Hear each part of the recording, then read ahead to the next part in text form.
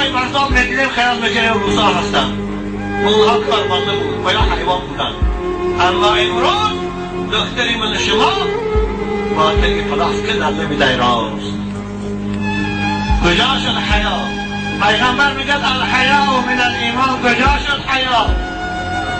شاعر میگه حیا باید که دارد آدمیزاد که لعنت بر وجودی به حیا باد. کجا شد حیای تاجیکی؟ کجا شد حیای ملی؟ کجا شد حیای اسلامی؟ با همون قنچکار با کسی روز با پادگاه مسلمانی هایشون میکرد. جوانای عزیز، من از شما بارها خواهش کردم که این تو فاحشه ها رو به ذهن نگیرید.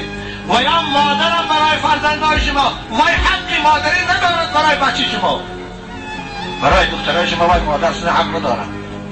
بنابراین در اختیار همسر جوانای عزیز سر استامنش بید.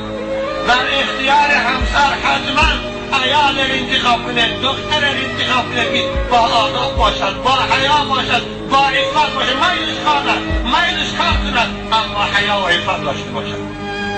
پیغمبر شما به شما جوانای عزیز خطاب میکنند علیک بذات الدین و فی روایت فاصبر بذات الدین. تربت یدا. ای جوانی مسلمان، ای جوانی امت محمدی، ای جوانی پیرو قرآن، عروس انتخاب کنی وای با حیا باشد، با عفت باشد، وای وفادار به تو باشد، نه زنی عمومی برای عمل. من حالی دخترانی تاجیک این نوی دایرهایی که آفرمیان من بشما بود، نوی دایرهای مردم نمیدونم که چی کم پاست.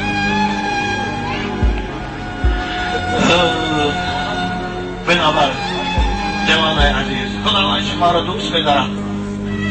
وقتی که شما با حیا باشید، با عفت باشید، یک نشانی مسلمانی این حیاست، یک نشانی ایمانداری این حیاست.